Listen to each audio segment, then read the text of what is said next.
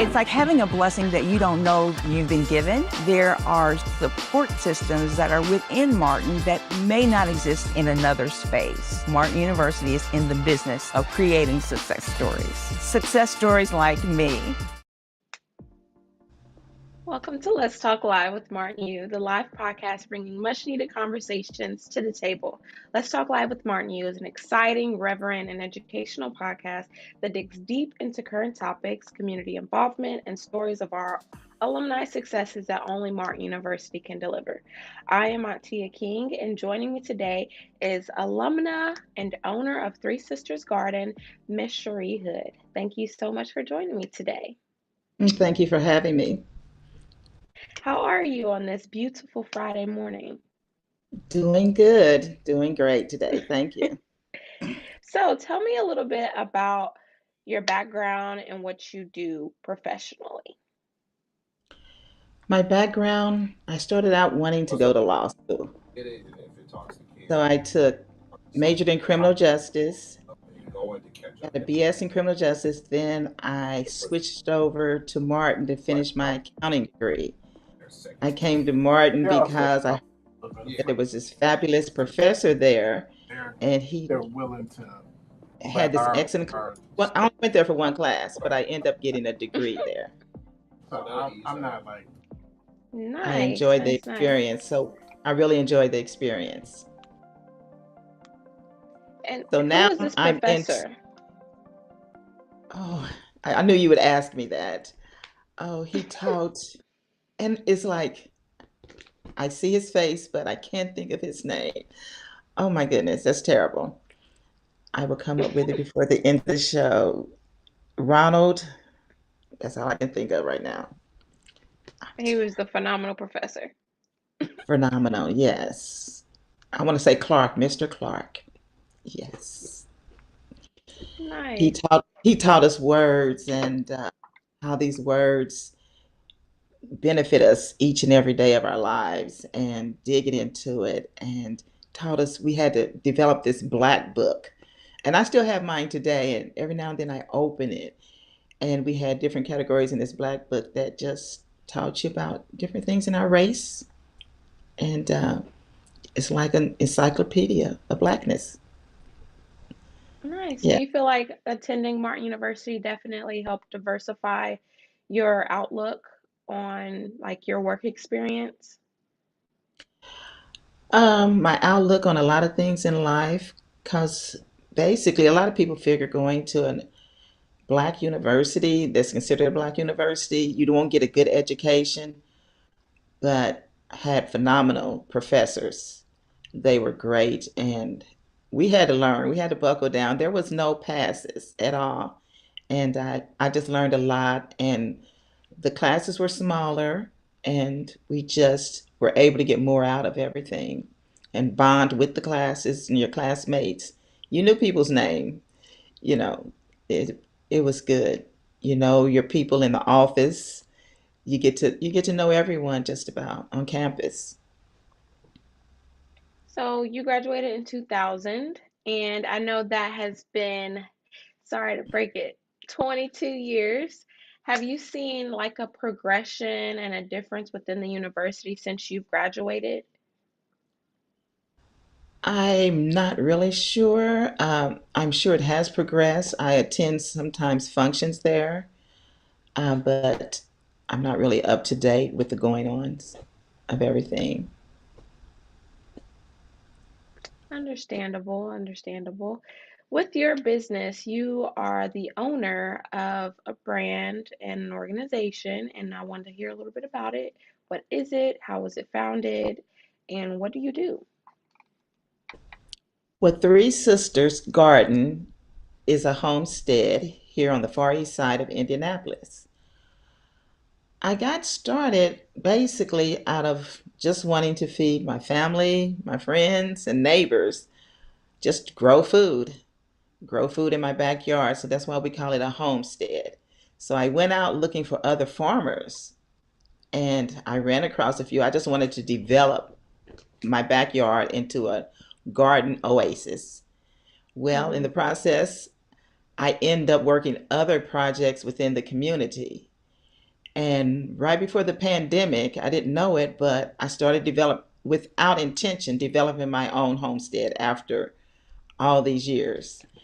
And along the way, I met a lot of people. We got together and we came up with the Good Food Connections of the Far East Side. And that was out of a need that we needed good food over here. And we had people from the mayor's office, the health department. Um, it was just an oasis of knowledge. And we got together and we come up with ways and to interact with the community and so forth. And we had about 4 or 5 farmers in this group. But along the way, everyone's projects took on different turns. So we're still on Facebook. Those old pictures and everything are still there. You can always tune in and check those out. And I end up becoming associated with Lawrence Community Garden. And I farmed there for a couple of years as 3 sisters on a half an acre of their land. And during the process, we decided to organize Indiana Black Farmers Co-op. So this co-op, when we just started out of a need to grow food, and our mission was to monocrop. Each farmer would have one crop that was going to be their specialty project product. And so that when we went to market, everyone wouldn't have exactly the same thing. And we also were going to have set prices so that we wouldn't outbid or underbid each other. So we go to market, the farmers were free, and our products was all set at the same price. We would agree upon that. So all of a sudden, this ideal that we come together sitting on Lawrence Community Garden property in a trailer um, just took off. And before we knew it, we had 4 markets. And all the Mm, markets was within the Black American neighborhood. We have one at St. Andrews a Church on 38th and Forest Manor. We had one at 46th in Arlington. We had Cafe. We also marketed at Flanner House. And I think we did another location right now. So yeah, it just everything just boomed. And we're sitting there, then we like, oh, we need food. We gotta hurry up and get food in the ground. Because everything just I was not in this for money or anything. I was just in this to share food. Even though I was over there on a half acre, struggling, trying to clear the land to grow food, I was not trying to make money. I just wanted to grow food. And we had these 4 markets going. Within our markets, our vendors had to be people that made their own products. We didn't want anything that was already processed or produced by someone else. We had a lot of vendors, and they come together because it's hard for people to sell their products. So the mm-hmm. co-op bought the insurance so the vendors wouldn't have to, and they could just come and vend and sell their products. And that worked out great, and that was good for everyone. Um, we went ahead and the pandemic hit, of course. So Mm-hmm. after that, we still exist in theory. If you inbox Mm-hmm. us, we go out and we do a lot of community projects, but we never got back together to do farmers markets. So we will come Mm-hmm. out. If you need help with developing your own garden in your yard, one of us will come out and try to assist you in that project because we believe that everyone should have some sort of garden. If you live in an apartment, put a pot on your patio, put a tomato plant, pepper plant, or something in there. Just try to grow something. You could even throw some green beans in there and you can pick your green beans and have you some green beans every 2 weeks or whatever, or 3 weeks, depending how many pots you plant. So that was part of our belief, and it's a very good, it was a very good project. Still believe in it today. What would you say to somebody that's interested in starting a garden, like you mentioned, even if it's on the patio? What should you tell them as far as patience? Oh, patience. Sometimes things just don't work out. The weather, could be a contributing factor that is going to go against you. So you have to have patience, and sometimes you have to restart your project over. So allow yourself time to restart, especially if you're growing just from seeds. Start over, and don't beat yourself up, and talk to other people, because other sometimes you think, oh, this is happening to me, I'm struggling. But once you reach out, you realize it's not just happening to you, it's happening to other farmers and people who are trying to grow. Like maybe one year everybody's tomato plants were doing terribly, and it wasn't just you. And this was one of those seasons, no tomatoes. I was just thinking yesterday, didn't have Mm, very many tomatoes at all. And I don't buy store-bought tomatoes.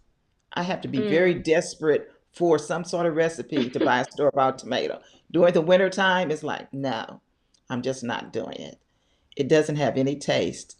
I'll try to buy an organic hybrid sometimes, or and some of them turn out okay, but I do not buy store-bought tomatoes in the wintertime. I'm waiting till the summer, and I'm trying to fill up on them and savor that moment during the wintertime. How So, do farmers and Black farmers like yourself like harvest in the winter time and the fall time? What are you growing, or is it just no more growing anything? well, due to technology, a lot of farmers have what they call hoop houses. You see these structures, and they're covered in plastic. So that allows you to grow probably some lot of leafy vegetables so far into the winter, and depend on your amount of sun and everything, that you could probably do that throughout the winter, and probably grow some root products too. Your onions, your carrots, maybe potatoes. So it's kind of hard, especially in Indiana, but it's not totally impossible. It can be done. Yes. Hmm. And what do you grow in the winter? You know what? In the winter, sometimes I just leave some of my collards and my kale in the ground, and it reproduces. And I have chickens, so that's part of what they eat during the winter time. They love greens, they love the collards, the kales, and so forth. But I really don't do it for myself, although I could. And sometimes I do. I went out last year and got a batch of greens, and my sister was in town and she fixed them for us, So that kind of thing. And it's good. It is good for the chickens because there's not very much green during that time of year. So I'm told they're bougie, but Yeah. yes. What would you say is a common misconception that people have for farmers? Okay, they think that, especially urban farmers, they think that this job is so easy. If you're doing a farmer's market, they want to barter you down on your price, and our price is already low because we're bringing you a healthy product with no pesticides or herbicides. So we're calling it organic. It's organic practices going forward. And they want to bargain you down. And I was told once, well, I pay this amount for my eggs and I get 18 for what you want to charge me 12 for. And my response was, well, how far did those eggs you purchased at the store traveled? How long were they sitting in a warehouse or at the back of a Mm-hmm. store before you got them? You came, what, 2 miles, got these eggs, and they're fresh. They 2, 3 days old, maybe, and you have fresh eggs. So I feel that you can't bargain that away. You're getting a good product. You don't know how far everything else has come.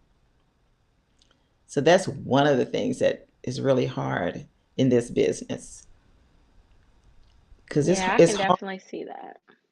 it's hard growing food. It's hard getting your family to support you sometimes. They'll buy some of your food, but they won't come out and help clear any land or pick any weeds or anything for you, not even plant any seeds sometimes. So it's a hard process. Yes, I can only imagine. You mentioned you have chickens. How many chickens do you have, and how often do they leave some eggs for you? to sell or keep? Well, sometimes it just depends on the time of year. They really struggled during the heat this summer. So I have 9 hens and one rooster. And normally they will lay maybe four between them, maybe 4 or 5 eggs or 6 eggs a day. Lately, it's only been a couple, and I don't. They're going through their season where they're getting their winter feathers, so they're not going to lay as many eggs until they get their full coat back. So all their energy and everything is going to that process. But With most of the time your in the winter time, I can get more eggs than I do probably in the summertime. hmm. Now with the Interesting. eggs that you do like have and you crack or sell or whatever, which ones do you keep so they can like be fully formed and born and kind of like the reproduction cycle? Well, that just depends on the hens. They have the Mm. process of going what we call broody, and that's during their little cycle. So during their cycle, they'll go in and they'll tuck eggs under them. Basically, I have to mark my eggs and say, okay, this is the date you took this one up under you, and I mark the dates. Or I end up removing the hen and putting her somewhere else with her eggs. So every day she'll be stealing all the eggs, trying to put them under her. And she'll sit on those eggs for 21 days. And after that, they'll start hatching. You can mark it from the first day you put a date down on that egg. 21 days later, your first chicken is going to be hatched. Wow, that's a big turnaround time. Yes, it It's is. like a But like it's like a quick turnaround time. they don't go broody, but maybe once. Some hens might go broody twice a year. So it's not like they're going to do it um, every month. Yeah. Mm. Yes. And Just that once. explains why you have so many, so you can have it in a rotation. Yes, but all the time, all the eggs aren't viable either. So, yes. And then you got to grow, they have to grow up and you got to keep them safe from the predators around here.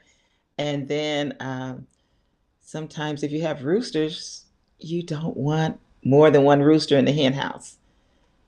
So you Mm. have to give the roosters away or we can process them.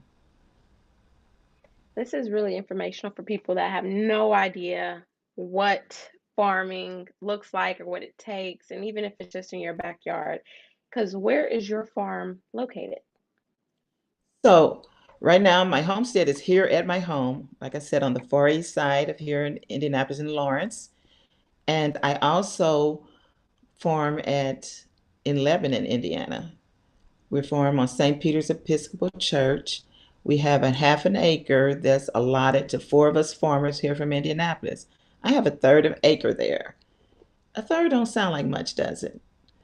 But a third is a lot of property. And it's like, if you measured it out, say 25 rows, 50 feet long each row.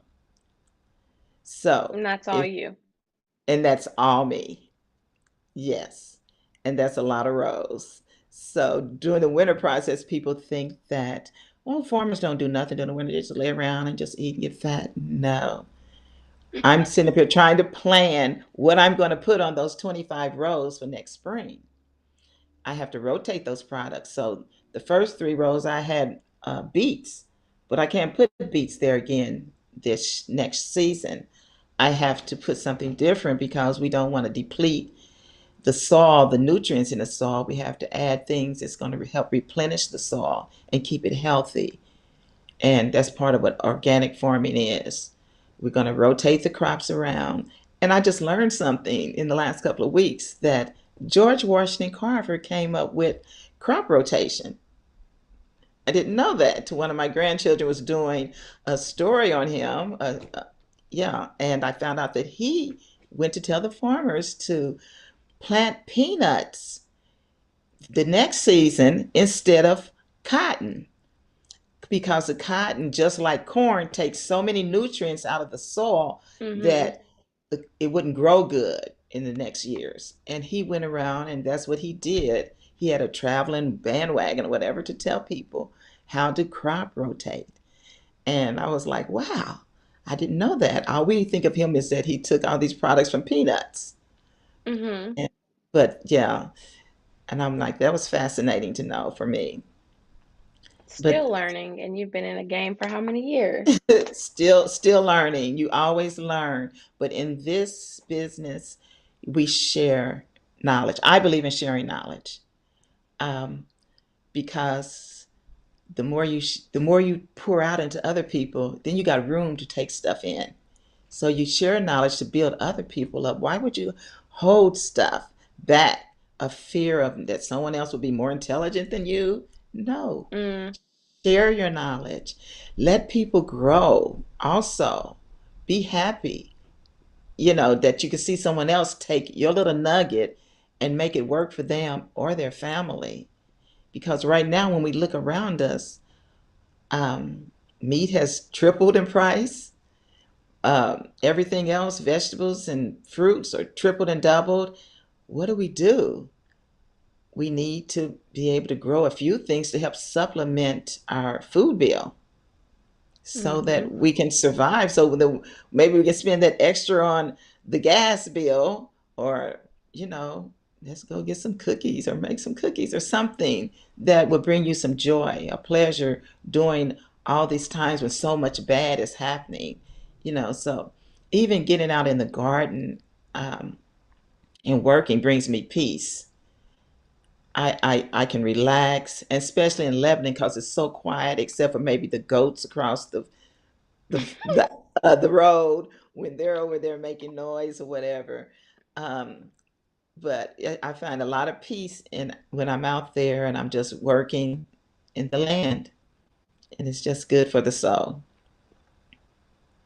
I like that. Makes me want to get in the garden, but nails, you know. Oh, made my nails grow one year. The dirt was so rich, and I always take my gloves off, and I'm like, I have gloves. My nails grew because the soil was so rich and everything. And I think it grew my nails. They were the strongest they ever were. I But we heard have that. gloves. We have gloves for you if you ever want to come out, Miss King. Okay, big question here. What is a goal of yours going into a new season where you're harvesting? What would you like to see as an outcome? Well, since the pandemic, I haven't done many markets. I sell my food to CSAs, Community Supported Agriculture. I help support other people's CSAs. I probably would start my own CSA, and that's where you pay for, let's say, a box of food once or twice a month, and you get in that box so much product, whatever's growing during that time of the season. So either I would continue just to support other people's CSAs and start my own, uh, probably start join more markets next year. Um, I like the community-based markets. This year I worked out of North Church Market near 38th and Emerson, I mean 38th and Meridian, and that was a Hmm. real nice experience to see people come out. And one thing about the markets which people don't understand is, like, if you have EBT or SNAP, whichever one you go by, the name you go by, when you come to our markets, they're there. And if you purchase, let's say, $20 in the SNAP or EBT, there's government subsidies that will support you and give you another $20 free to spend at that market. And a lot of Hmm. people don't know that. So you can come out in the spring, like when we're selling our starter plants. Like I might grow extra tomatoes and I'll sell my tomato plants or my green beans or whatever it is that I've started. You can also purchase those. You can purchase the eggs, the honeys that different farmers have, and yes, use those funds for those products. Many people don't know this, and they stay away from farmers markets because they think that everything is expensive, and everything is just a little bit higher sometimes. But you have to think of it, the hard work that goes into all these products. I don't even sell, I still keep my stuff at the same price as when the Indiana Black Farmers started out. My, all my products are still the same price, and that's been almost 10 years. I haven't, yes, I haven't raised it because of inflation or anything, because I'm doing it for the community, for my community, for the love of giving somebody some food that does not have pesticides, it's not is a carcinogen, a cancer producing agent that's going to help bring your blood pressure down, help control your diabetes. And that's why I Hmm. do it, because I love my community. And I just want them to be healthy and to live a healthier lifestyle. I like that. I like that narrative a lot. Is there anything else you'd like to share with the viewers, with me, with Martin University? Because we definitely have to get you in here to figure out how we can start a garden. So I hope you know that we are on that because we do not have a garden with vegetables and things of that nature. But what else? What else would you like to share? I would like, I do have a Facebook page. You can always inbox me if you want eggs or to see what I have that's available that you would like. Or, and sometimes when I don't have something, I'll reach out to some of my other farmers who share the same growing processes and see what they have to try to fulfill your needs. Um, Hmm. like I said, we can come out and help you with your garden. But in the coming season, there are winter farmers markets that you can find, and just support locally. Support your local people. The food doesn't go far; it's only going a few miles, and you support them, and so it's healthier because the longer food stays on the shelves, the more nutrients it loses day by day. Mm.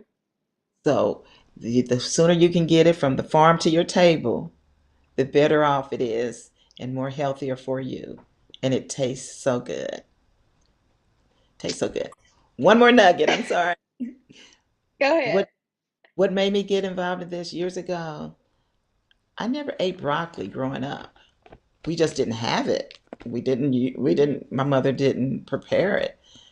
So I'm sitting there with my mother-in-law. I would go to her and watch her, or help her in her garden, and I tasted broccoli for the first time, and it was so sweet. I mean, I remember that taste Really? today, and it was so sweet, and it made me want to start growing stuff. I mean, something tastes that good. Oh yes, I want some of that. So the broccoli was good, and now like there's things in my yard, and my grandkids know what they can eat, and they snack in the yard. They snack. They snack the Swiss chard, the bok choy, green beans, tomatoes. They go up and snack everything. And I watch them sometime out the window. Sometimes I put these little kid-proof pruning shears out there so that they can pick the green beans and everything properly. And I'll see them run and grab the shears and just cut their stuff down and snack. And sometimes I have to tell one, don't, you can't eat it all. We gotta sell some. Don't eat everything up. But they enjoy it and they want to know what they can eat, and they know the flowers that are edible that they can eat. So we planted some flowers late and they're blooming right now, which is strange. And they're edible. And I'm like, when you go to a fancy, I'll say fancy restaurant for them because they're young, these flowers are placed in salads and they're good Hmm. and they eat. So now, as soon as a flower petal blooms, they're walking by. They're like, we got one, okay." And so they're pulling them off. So this has been in the last week or two because the Hmm.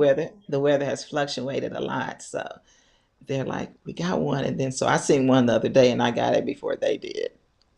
Uh, So I was able to snack and they didn't know. They didn't see that one.